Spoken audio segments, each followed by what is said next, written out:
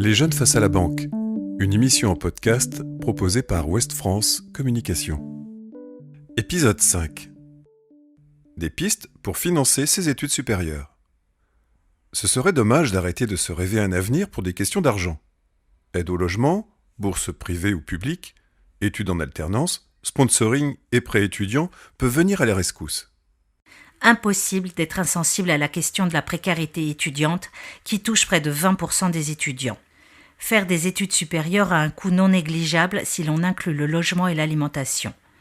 Même si les frais d'inscription à la fac sont peu élevés en France, une année universitaire revient vite à 6 400 €.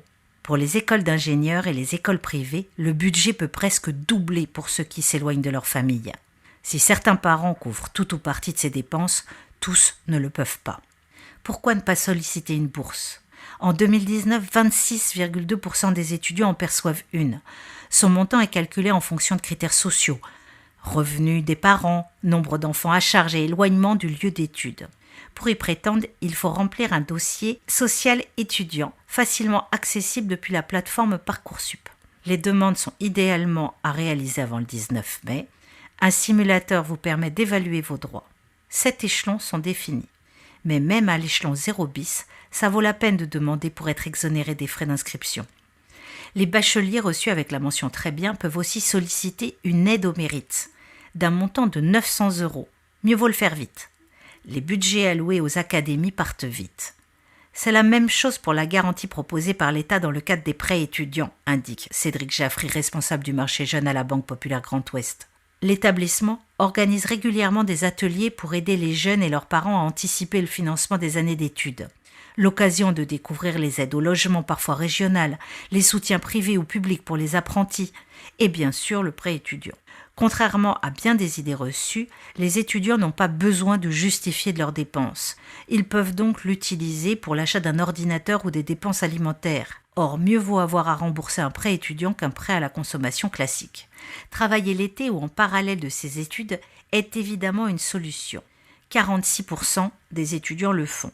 Mais c'est trop souvent au détriment de leurs études, sauf s'ils optent pour une formation en alternance. Dans ce cadre, l'employeur rémunère l'étudiant et finance ses frais de scolarité. C'est aussi l'occasion de se forger de l'expérience professionnelle. 4 idées reçues sur les prêts étudiants. 1. C'est compliqué de les obtenir. C'est faux. Il suffit de pouvoir justifier de son statut étudiant et d'être un citoyen français ou européen de moins de 28 ans. Avoir un apport n'est pas nécessaire. Par contre, à défaut de justificatif de revenus, la caution d'un tiers est nécessaire, même si l'État peut dans certains cas faire office de caution. Il faut se renseigner. 2. Je m'endette ad vitam aeternam. Faux. La durée d'un prêt dépend de vous. 1 an minimum, 10 au maximum, quel que soit le niveau des études envisagées. Une franchise en capital est prévue le temps des études, voire 1 à 2 ans après. Échanger avec un conseiller bancaire permet d'adapter l'échéancier des remboursements pour que le prêt ne pèse pas. 3. Je vais devoir rembourser le double. Faux. Les taux d'intérêt n'ont jamais été aussi bas. Pour les prêts étudiants, ils s'affichent autour de 1%.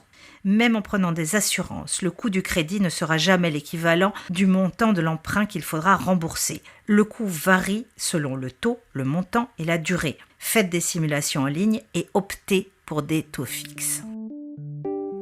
4. Je suis coincé avec le prêt. Réponse : pas toujours. Si vous avez un regret dans les 14 jours qui suivent la signature de votre crédit, vous pouvez vous rétracter. C'est légal. Après, le prêt est engagé. Mais pour les étudiants, les modalités, comme la durée de remboursement, peuvent être revues sans pénalité. Cela se négocie auprès de votre conseiller. Pour rappel, l'État est une caution sous condition. Pour des raisons financières ou personnelles, impossible pour certains jeunes de trouver un tiers disposé à se porter caution pour leur prêt étudiant. L'État peut jouer ce rôle dans la limite de 15 000 € sur 10 ans. Il alloue chaque année une enveloppe à des banques partenaires, dont la Banque Populaire Grand Ouest, pour garantir des prêts qu'il remboursera à hauteur de 70% en cas de défaillance. L'enveloppe étant limitée, mieux vaut solliciter cette garantie le plus tôt possible. Ce podcast vous a été proposé par Ouest France Communication avec la Banque Populaire Grand Ouest.